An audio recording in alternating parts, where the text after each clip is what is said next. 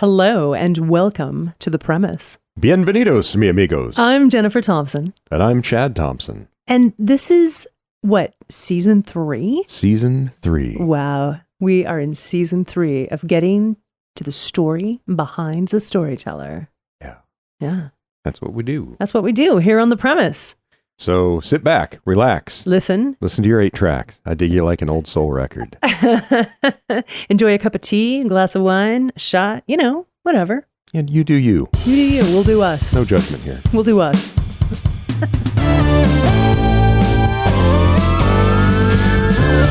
Hello and welcome to The Premise.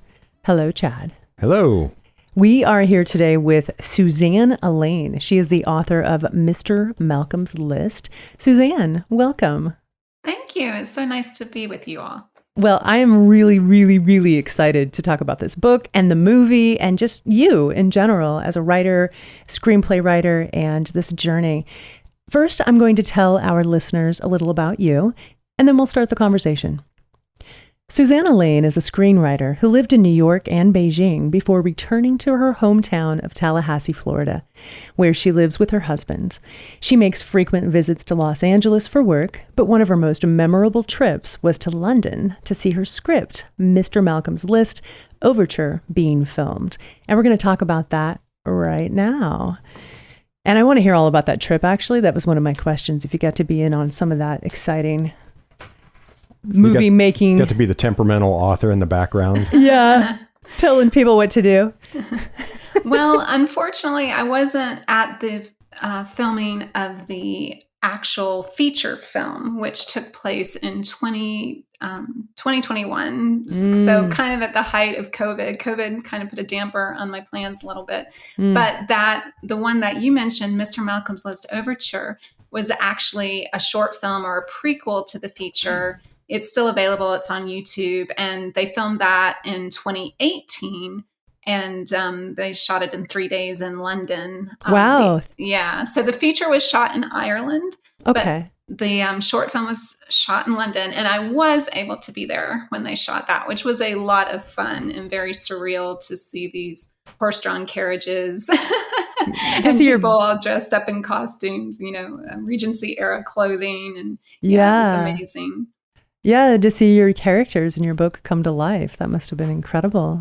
Yeah, I did have this moment while I was there of just thinking, wow, this just was all in my head and my imagination. And now there are horses and they're huge. That is so cool. And these costumes are entirely wrong. Well, maybe. We won't get into that part. I know. I was like, should I ask? I knew it. What would you change? Yeah, the costumes. No. Actually, both. There was a wardrobe designer on the first short film and a different one, Pam Downs, on the feature film, and they both did an excellent job. And yeah, it was beautiful. Everyone involved with both the short and the feature, from the cast, the director, all the behind the scenes, everyone. It's just I'm very pleased with the final product. They all did an amazing job. Very cool. My favorite thing is that at some point in the future, on the IMDb page for this, there will be some nerd somewhere who has filled in the section called anachronisms, which is like the stuff that didn't exist that ended up in your period piece. I bet that happens a lot. Oh man, it's crazy. There are some nerds who are just like, well, actually, this Fender guitar didn't exist until 1973, and this movie's set in 1969. And I can totally understand that because I'm a little bit that way as well. So I did clock those. I did notice maybe you've got your own list. You'll be the one who'll be updating IMDb. It's totally anonymous. But I'll be. You can do it. No. I won't. I'll just be crossing my fingers that I'm the only one because I'm hypercritical because I was the author. So yeah, maybe everyone will just. I think they'll be so distracted by how beautiful it is, they won't even notice any of those things. You just have to go with it, right? Yeah. Come Suspend on. the disbelief. That's the whole thing. I do remember seeing a Starbucks cup. It was like a Game of Thrones type show, and there was a Starbucks cup in the scene, and I was like, oh my God. I felt really kind I've of seen that special. before, too. I felt like I caught something that like I wasn't supposed to see. So it was like, I didn't necessarily feel like, oh, they messed up. I felt more like, ooh, I got to see it. Like I caught the Easter egg. Yeah. Yeah, I don't think we have any. I'm sure we don't have anything like that. No Starbucks cups. No. Well, let's tell our readers a little bit about Mr. Malcolm's List. Can you tell us what the book is about? What the story is about, I should say. Sure. So it's an eligible bachelor in 19th century England who has a list of requirements for a bride. And he spurns one young lady, and in an act of revenge, she invites one of her friends to London to meet all the requirements on Mr. Malcolm's list. And then the idea is that she will later spurn him and he'll get his just desserts. But then, of course, nothing ever goes as planned. I love that turn of phrase, just desserts. In fact, I looked it up. There's so many turns of phrase in the book that I think are really wonderful, that really set you in that place and time. But how did you come up with just desserts? Like, is that a phrase that you heard a lot as a child or in books you read? Yeah. It's so funny. I didn't even realize I used it. It's in the book. Okay. That's good to know. You know what it is? I have been an Anglophile and a fan of, like I'm a huge Austen fan. I am a fan of, British fiction in general. So I just think it's been in my head. I read Jane Austen. I read Pride and Prejudice when I was pretty young. I can't remember my exact age, but I think I was like 12 or 13. And I then got a collection of all her novels. I remember it was this huge hardcover book with every single, every story in it. Yes. So I have had that language in my head, and I also reread those types of books and also letters from the period when I'm writing to just trying to get the tone and the voice right. So I also do a lot of research into etymology. So I'll look up words and even idioms and phrases, because I'm like, the worst, I would just hate to take someone out of the story if I use something, like A-OK or something like that. Yeah. And they're like, what? What is that? I don't think I would say that, but regardless. Yeah, I was so impressed with, the speech and how they spoke and exactly the idioms and all of that was like so perfect. And I thought to myself, how did she do this? Like you were meant to write this era. Yeah, I was really, I think one of the greatest compliments I got was after I wrote the book and then I adapted it into the script, and the script kind of made its rounds around Hollywood. And then I went out to do meetings with different producers and executives who had read it. Most of them, as soon as I started talking, they were so shocked that I didn't have a British accent. And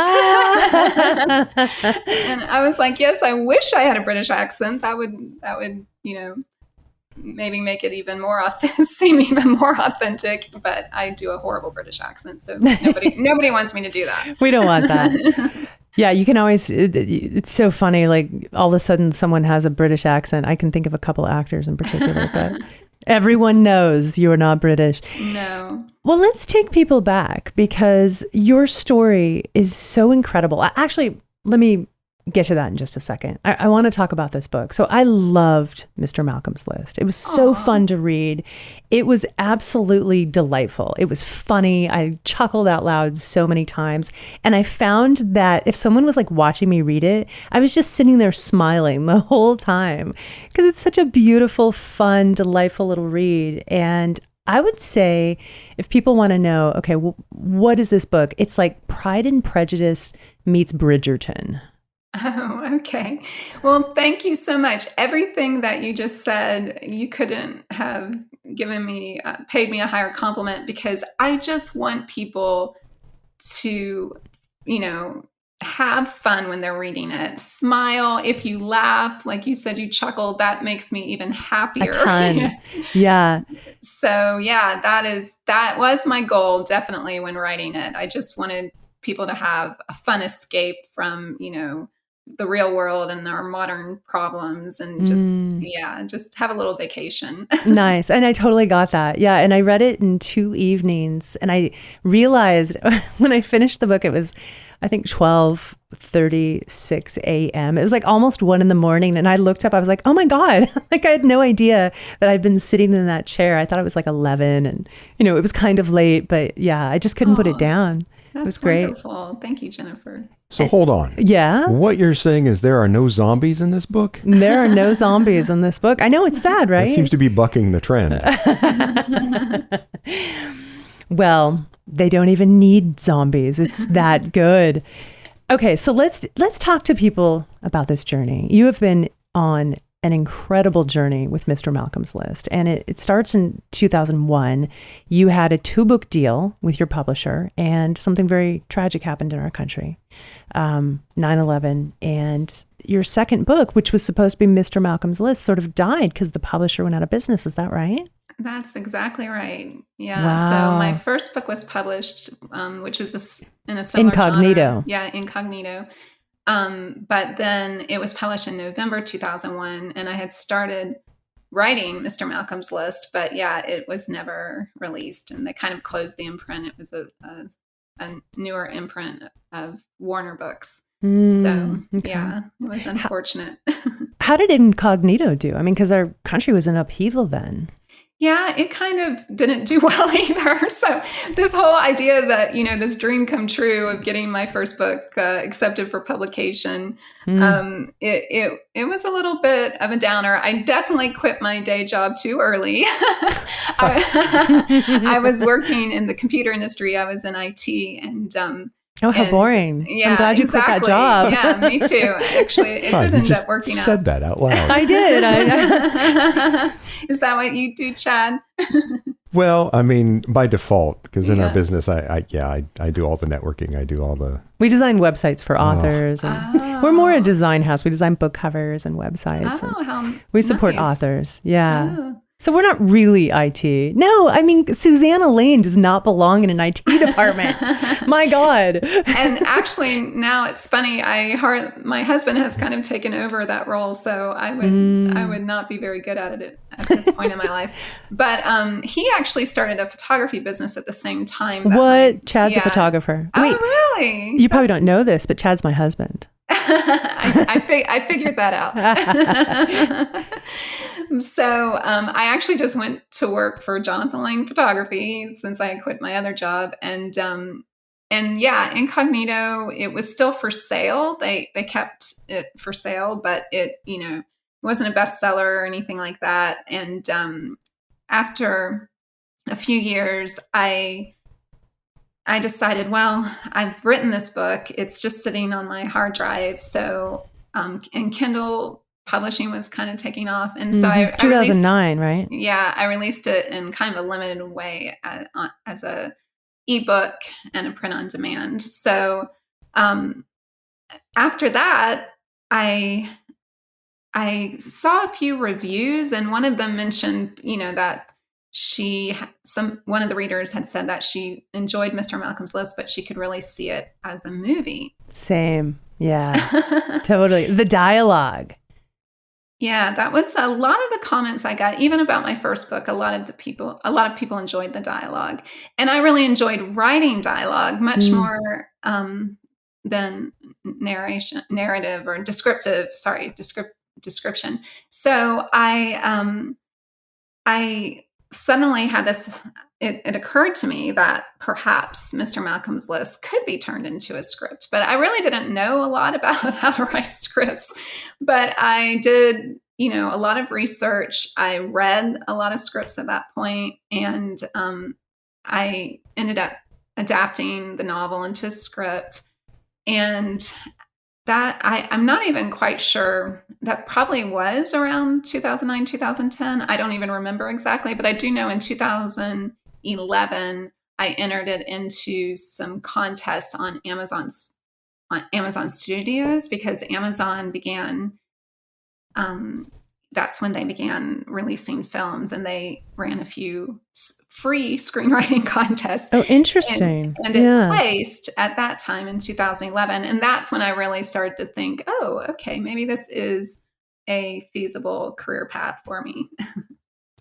Wow. So you never really saw yourself as a screenplay writer. You just thought, maybe this is an opportunity that could happen. I didn't. I think I was just very naive about all of it. It wasn't just, I don't think I ever really dreamt that big. And I do not think I realized how difficult it was to break into the industry. I think I was just naive about the entire thing. I just, I'd always enjoyed movies, but it wasn't, I was much more of a bookworm. And I had written my entire life in all different kinds of, formats, but I even worked for a little while as a technical writer, but I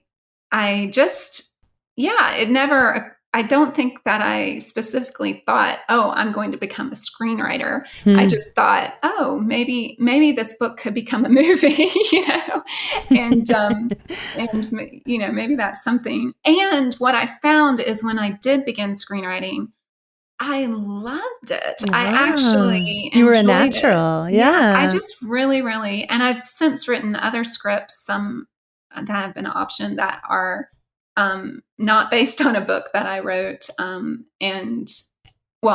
that was optioned was I adapted it from a true life story.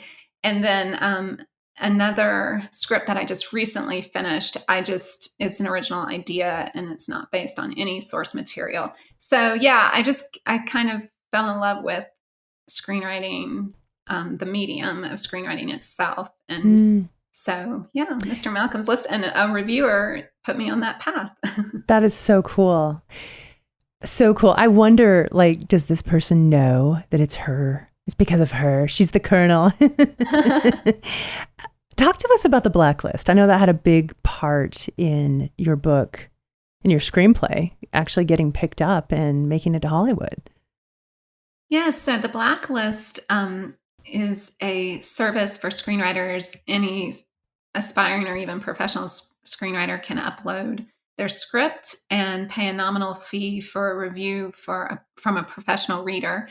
And they rate the script on a scale from 1 to 10. And if it gets an 8 or above, then an email is generated to many people in the industry who sign up for that service, because it's really a great way to not have to read a lot of scripts yourself. Right. But to find the ones that, might be worth their while. Rising to the top. Yeah. Yeah. So I uploaded my script from Mr. Malcolm's List in the fall of 2014, and it received a 9, which... Wow, a 9. That's incredible. Yeah, it was a shock to me, too. I was going to say, how did that feel when you looked at that? Were you just like, oh my God? I was actually really surprised, because I did not... And it's still interesting to me.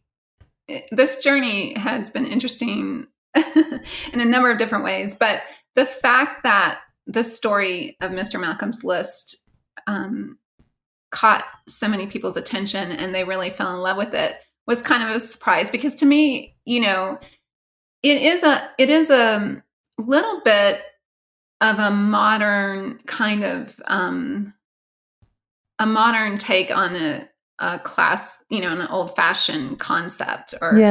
But to me, it was not cutting edge, not something that you would think would really capture people's attention. But it was surprising to me when it did well on the Blacklist. And then, it started, at that point, I was able to get an agent and a manager, and they started sending it out. And I would go on meetings with people who would read it. And they would just say it was just so refreshing. And yeah. That's a really good word for it. Yeah. And just, feel good. And so I just, so it really surprised me that, I guess, because to me, it was not, when you think of the films that win Academy Awards, they're very rarely comedies or lighthearted or happily ever after films. It's usually something a little dark and, and just, not to me this little historical romantic comedy, but actually maybe because it was quite different from some of the more darker, scripts and things that they spent their time reading. Maybe that is why it stood out to them. Mm-hmm. Well, I don't know about 2014, but today in 2022, we need more books like this and movies like this, happy endings, feel good, refreshing. There's enough dark stuff in the world that I think we're turning to more of the feel good stuff, right? Yeah, I totally agree. I feel like, especially, like you said, even more so after the past 2 years, the pandemic, everything that's going on. Yeah, we need a nice distraction from all of our problems. So I agree. I mean, that's what I always have kind of wanted to be entertained by, because I want to be happy. I want to laugh. I want to smile when I'm on my downtime. That's right. When I need to escape, it's typically Netflix. It's going to be a movie. Usually I get into books that are really long and kind of heady, and this one was so much better than diving into a Netflix, because I just love the experience of reading as opposed to watching a movie. I'm definitely more of a reader than a viewer, I guess, because I just was so immersed and it was so refreshing, and I thought, I need more books like this. I need more of this kind of an escape, just to really get away from the day, but also not feel guilty that I'm sitting in front of the television or the computer. You know what I mean? Right. No, I know exactly what you mean. So Mr. Malcolm's List was picked up by Berkley and republished in 2020. Is that right? Yes, that's right. So it had never, like I mentioned, I had published in 2009, but in a very limited release. So yeah, Berkley picked it up, republished it in 2020. And then they actually just recently released a new version. With the new cover. Right, with the movie tie-in cover. So that has just been just so wonderful, because now, it has the opportunity to find a much larger audience than it had, in its limited publication before. And I hope it does. I think it will. It's a really good time. And I think that also people are looking for more Bridgerton-like shows. And as I read this, I just kept thinking, it just really reminded me. I mean, I wasn't kidding. Jane Austen or Pride and Prejudice meets Bridgerton. This is it. Let's talk. How much has changed because I haven't seen the the movie, the motion picture. I plan to. I can't wait to compare them. But how much changed from the original novel to the screen? I wouldn't say very much. It's funny, as the author, you kind of see things that change. But what's been amazing to me is so many people have read the book and they're like, it is identical to the book. And I'm like, really? But I think probably, so we made the short film in 2018. It was released in 2019. It's on YouTube. It's like a 10-minute little film. Overture. I'm definitely going to watch that. Yeah, it's really cute. And the idea was we were going to take a scene that was not in the book and not in the feature film script. So, but one change the director did make is she decided to use that, to reshoot that for the scene that I wrote for the short film. And so now it is in the feature film. So that's maybe a little bit of a change. It was kind of that scene, which is of Julia at the opera with Mr. Malcolm, was mentioned in the book, but wasn't acted out necessarily, or wasn't seen on the page. So that's in the feature. Because she did add that scene, there was another scene that was cut kind of towards the end. So those are probably the changes. It was more kind of a little bit of a structural change from the book and from my original script that I had written. But a lot of the dialogue is there, and it's almost word for word. I mean, there's lines that are literally word for word. So it is amazing how much did remain in the feature film. Let's talk about the diversity of your characters, which I really enjoy. So the cover, and I have watched the trailer. So when you were writing the screenplay, were you in your mind picturing what the characters look like, or were those decisions made during the casting? That's a good question. So I have a very hard time picturing what my characters look like. I actually, I don't know, it's very strange because even when I was going around town with the script, one question they usually ask you is, who would you cast? And it was always a very hard question for me. So in 2015, the Blacklist did a table read podcast, and they cast it and with some actors who recorded a table read of the script. And then the director, Emma Holly Jones, actually heard that podcast. And this was pre-Bridgerton. So the director's idea to use a diverse cast was, maybe a little ahead of its time, or right. It was something that hadn't been done as often. So she so Refinery 29 gave us the money to make that short film that I was talking about earlier, Mr. Malcolm's List Overture. And the director used that as a kind of proof of concept. So that was cast with a diverse cast, and many of the same characters, the same cast, or actors, I should say. Actors, yes. Yeah. Many of them stayed and remained for the feature film. We did. Wow. Gemma Chan was in the short film, and she wasn't able to probably because of scheduling conflicts, but she wasn't able to stay for the feature. And we got a new actress to play Julia Thistlewaite, who is absolutely amazing, by the way, Zoe Ashton. She is just hilarious. I cannot wait to watch her, because Julia's character is so big and so fun and so ridiculous that I kept imagining a screen actor as I was reading. So I can't wait to see.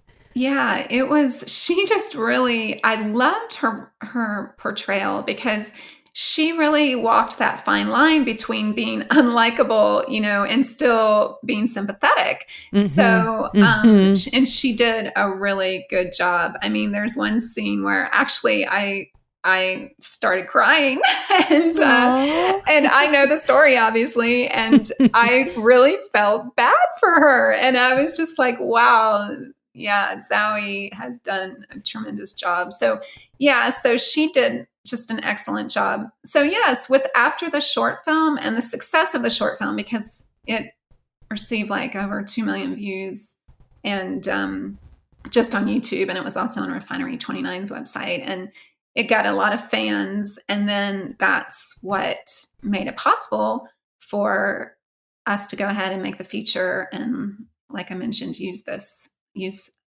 some of the same cast members. Mm-hmm, mm-hmm.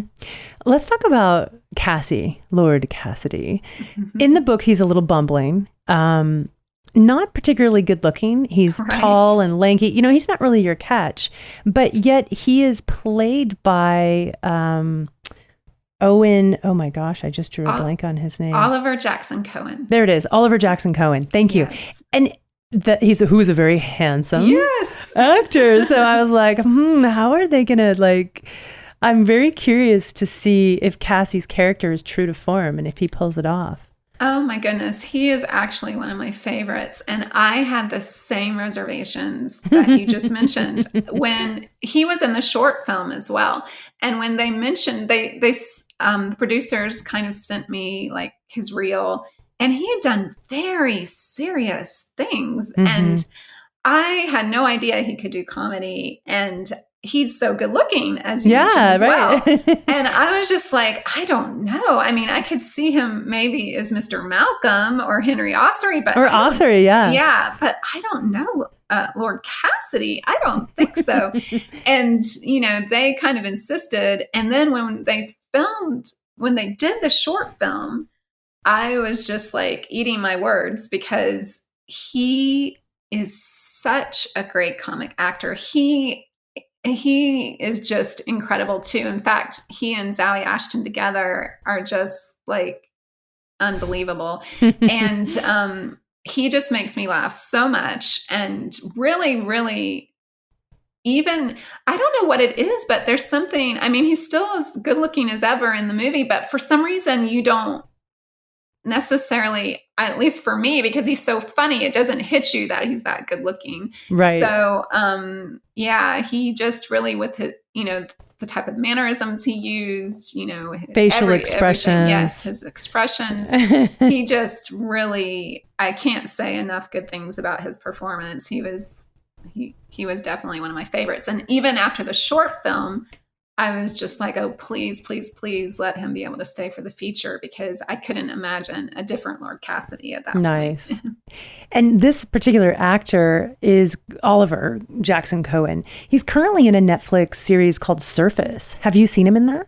No, I haven't seen it yet. I saw it advertised and I do want to see it. It looks really interesting. Now, there's a very serious role that he's in. Yeah, that's what I saw as well. Yeah, and he was in The Haunting of Hill House before that, which was a Netflix series, and The Invisible Man. And I don't know, it just feels like he's actually also, I don't think if it's been released yet, but he's in a film, Emily, I believe, about Emily Dickinson. Oh, that's right. You're right about that, but it's not out yet, I don't think. Yeah, which is another period piece, but also serious role. Which I very much want to see. Now, let's tell people. So Mr. Malcolm's List is available streaming, I believe, and it's in theaters now. Is it still in theaters? It actually is not in theaters in the US. But it might be in a few still, but yeah, when it went to streaming, it pretty much finished its theatrical run in the States. But August 26th, I believe, it's opening in theaters in the UK, Ireland, and awesome. Yeah. Europe. And we do have listeners in the UK. So all of you UK listeners, August 26th. And yeah, I actually looked it up. So that is the correct date, August 26th. Very cool. What a great story. I mean, Chad and I work with a lot of independently published authors, a lot of self-published authors, and traditionally too. But your story is such a heartwarming one of, we're looking at really 21 years that this book has had a life. Did you ever think about giving up? Yes, frequently. Yes, definitely. I, after the first book was published, and it really, I mean, the money I made on it was probably, maybe ended up being 10 cents an hour or something, oh my gosh, right. If you calculated it, So I was like, this is just not, I don't know if this is the best use of my time. But then when I started, because it was really almost, it was 10 years for the book part of it, and then almost another 10 years with the script part of it. So, with the screenwriting especially, I was just maybe this is not realistic. But then it was almost like the universe kept sending me signs, because with the Amazon Studios, contest placement. And then when after that, I kind of cold queried a few producers and different people, and I got responses. One producer called me up, and it was just, I just kept getting interest over the years. When I'd say, okay, that's enough, I've done, little embers. Yes. There would be something where somebody would call or email, or something would happen, and they would say, yeah, this is really, really good. And so there were enough of those spread, apart over just at those times when I'm like, okay, I'm giving up, that it just kept me going, because I thought, okay, well, I don't think I would get the interest I have received. It's just amazing. I mean, when I think back on it, there were so many times where people reached out to me. I remember this one producer called me And I was so excited each time because I thought, oh, this is it. This is it. This is going to be the one. And this one producer called me and she said, I just love this script so much. It's one of the best scripts I've ever read. She's like, but you're never going to get a period piece made in Hollywood. I just want to give you a piece of advice. Oh, wow. So she was wrong. Yes.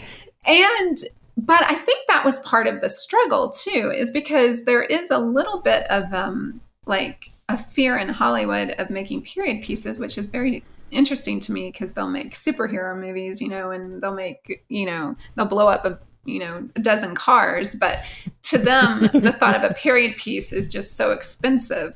So anyway, it was difficult, it wasn't easy. She was right about that, but it did get made. So yeah. And I think the timing actually was really good.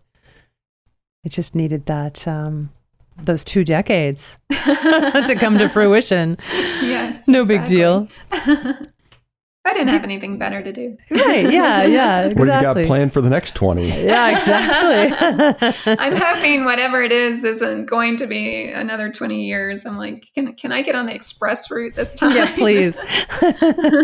Yeah, I've already done that pain. We're done with that. Did you always want to be a writer? I did always want to be a writer. It was funny when I was in 7th grade, I wrote a historical romance novel.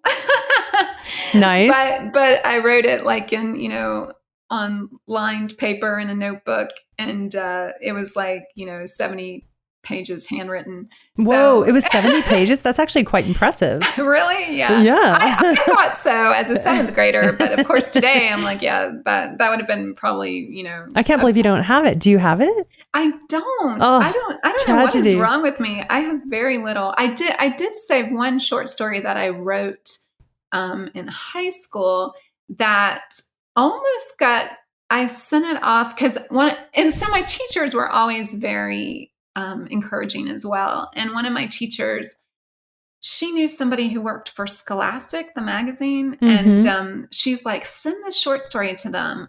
And so I did. I submitted it.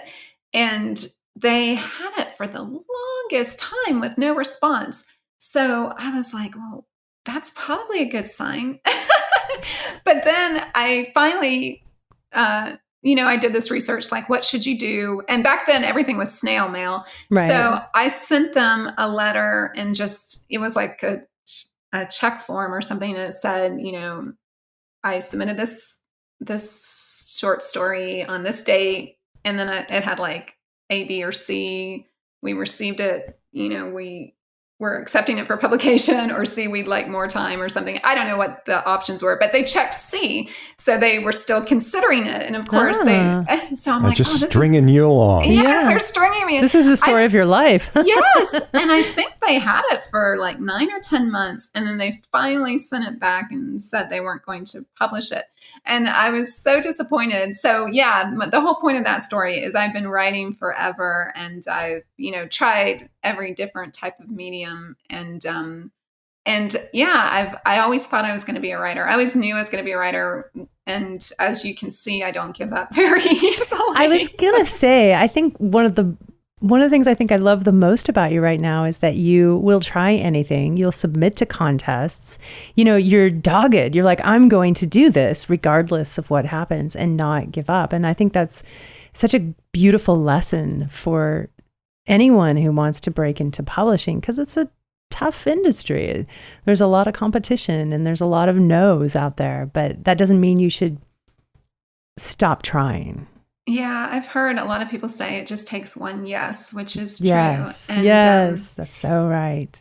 And I don't know that I would encourage everyone never to give up. Well, that's true. Some people are terrible writers. Yeah, some people might. I hate not. to say it, but yes, it's very true. But I do think you can get better at it too, right? Like you can take classes and you can, improve. If you're really passionate, then you know. Yeah, I think so too. But I do think, I think when you approach, the gatekeepers, you do have to gauge the response a little bit. So if you do get like, no, this is terrible constantly, then maybe you should believe them. But if you do get like a few signs where, people do like it, but for whatever reason, they don't, that's not the type of movie they make, or, whatever, this isn't what they publish. But it is just such a, fight, struggle, as since you work with so many authors, it's just even getting the attention of someone to read it. I mean, one of the biggest struggles is just having someone read it. And you can understand because they have so much to read.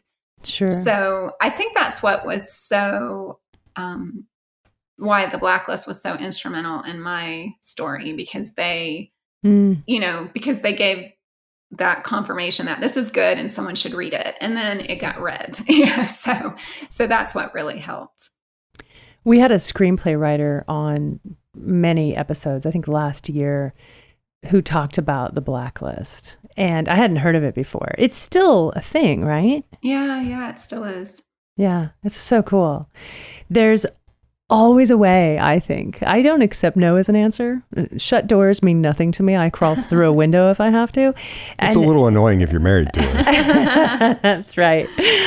But yeah, I just think, if you're passionate and you believe in it, and then keep going.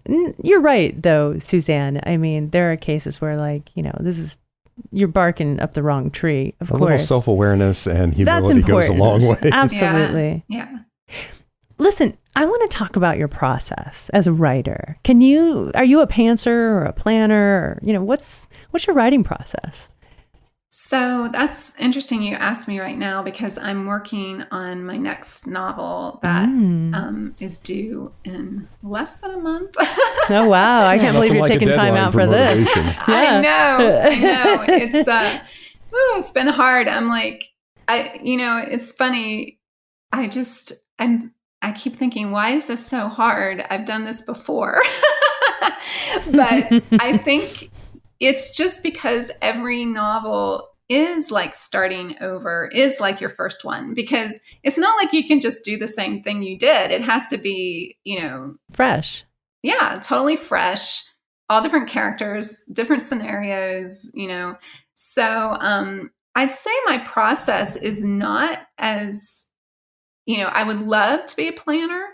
I am not. And I feel like I waste so much time, because actually part of my process is research, which sometimes research is just a way to procrastinate, what I call it. But actually, a lot of times it kind of, feeds my story. So because I write historical novels, I have to know, well, what was happening then? What would these characters talk about? I have to give them dialogue, so they have to have something to talk about. And obviously they're not going to talk about the same things that we talk about. So it's the book I'm writing right now. I actually, the whole premise came from a real historical document that I found from the 18th century that was a directory that a young man, he was a second son, a younger son, and he wasn't the heir.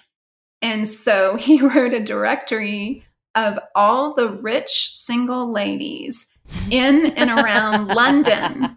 Oh, that's so perfect. And he published this lists. Yes, I do. And I like written documents, So you can find this. It's on like Google Books. It's been digitized or whatever. And it literally lists their name, where they live, how much money they have in the bank. So I started to think, well, what if you were a woman who was listed in that directory? And then all of a sudden men start showing up on your doorstep and you're like, what in the world? Yeah. So that is the book I'm writing right now that will be out next year. But, and so I start, I think the underlying premise and just like with Mr. Malcolm's List, this idea, this, concept, logline, whatever you want to call it, this really short thing that you can start your process. That's kind of what starts it. And then I very loosely, like, I kind of just, in the past, I would just open a Word document and just put, like, if scenes popped into my head or whatever, I would just, write them in Word. Now I started using Scrivener. I love Scrivener. I use Scrivener as well. Yeah, I just started using it for this book, and I love it because of the way you can organize your research as well, and like your notes. And so before, I just had a ton of like favorites tabs, saved in my browser. Same. That's how I did it too. Oh. You see the look on Chad's face. He's just like, oh God. Well, no, I'm thinking of your poor typesetter who has to take that Scrivener document and put it into an interior. I haven't actually gotten to that point yet, but I do see your point, Chad, because I wouldn't make a type. I mean, they do have a way you can compile it, but I can see that I'm going to have to do some formatting, once it's compiled. So it does. I am going to turn it back into a Word document before I submit it. Bless you. Yes. Yeah. The Scrivener, that part is just kind of for my purposes. But yeah, they do have a way you can compile it and format it. And then I'm so funny because I love the like project target goals that you can set, like the number of words you can, but I am terrible because I'm like, okay, I'm going to do this. I'm going to do like 2,000 words a day. And I'm going to get it done in, however many, 3 more weeks, I'll be finished. And then John, my husband is so funny. He's like, you're not going to write this book using math. Because I'm just always like, okay, how many words? Okay, that's what and then I never, I'm like, let me recalculate if I do like, 6 days a week instead of 5. Yeah. So yeah, I wouldn't say a lot about my process, that it's a very good process. I do see my books in my head, like I can hear the characters talking, like when I finally do get in those zones. Yeah. So I would say for me, the hardest thing, and I think that's why this book is very difficult, is because of the movie coming out in the middle of like me trying to write it and get it done, and going to the premiere, and which was all very nice, but also doing a lot of press. And then it takes me out of that zone, and it just takes a while for me to get back in. So once I am in the zone, then, I'll work in the shower, I'll work because then those scenes will just start coming to me. And then, it's really a lot easier. But if I spend too many days away from my project, it's just really, really hard. And hard to get back in. Yeah, it's hard to get back in. Yeah, I always, when I'm working on something, I try to write every day, even if it's like 10 minutes, I actually have this rule, 12 minutes, because you stay connected to the story, and it's usually not 12 minutes, but if that's literally all the time you have, then so be it, right? Yeah, that's a wonderful piece of advice. If there's any writers or spine writers listening, they should really take that. Take that advice, and I will try to apply that as well. 12 minutes a day. I can't take credit for it. I got it from someone who was on our podcast, Lee Wind, who's a wonderful friend and author, and he got it from someone else, Anne Lamont, I think. So I believe that's from her. But yeah, staying connected to your character, staying in the zone, as you call it, is so important. Speaking of advice, do you have any advice for our writers out there, our aspiring authors? Do you mean like writing advice or breaking in advice, or both? Any of the above, whatever you got for us, we'll take it. Oh boy. How about someone who's looking to have their book turned into a screenplay? Yeah, I would say definitely read screenplays. So I think for writing books or scripts, an understanding of story is probably the most important thing. So it's amazing to me, once you're a writer, everyone approaches you with their ideas, and they're like, oh, you need to make a movie about this. And they that must be annoying. It can get a little much, but they think that their idea is a story, and it's not. And so just having an idea doesn't doesn't turn it into a story, or, you know, even like, oh, write it about this person. Well, what about that, you know, famous person, or, you know, this historical figure or whatever.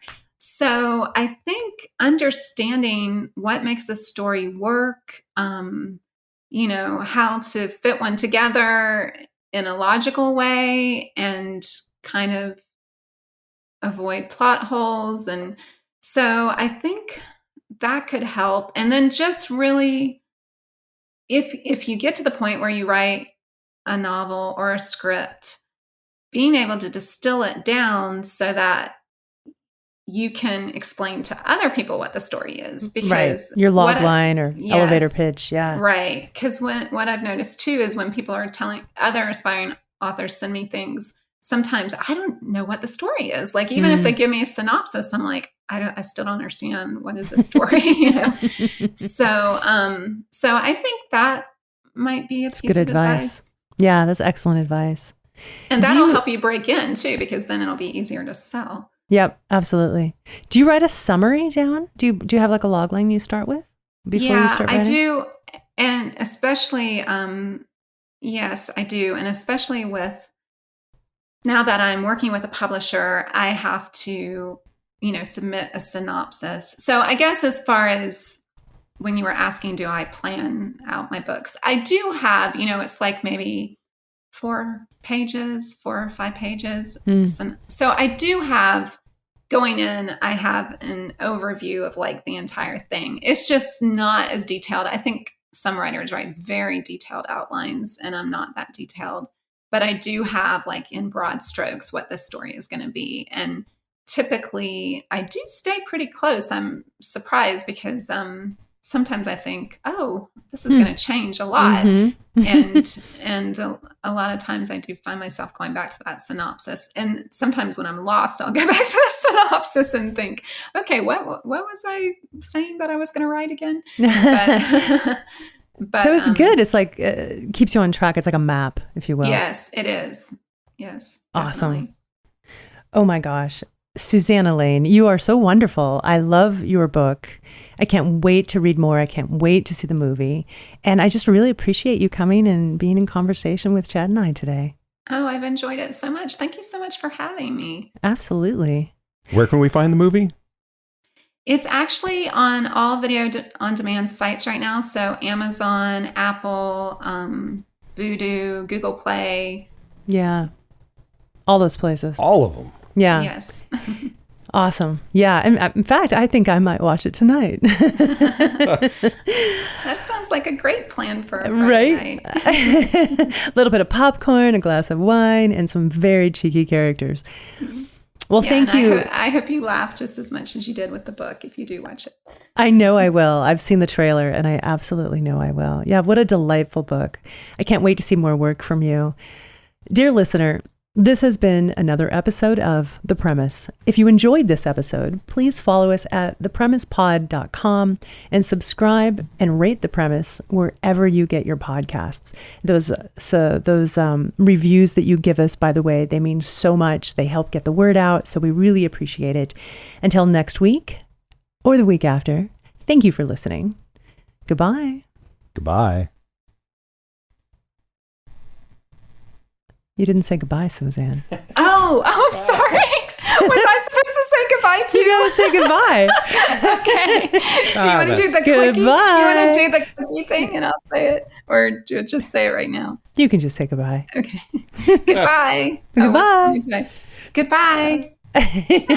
There we go. I know, we can practice goodbye forever.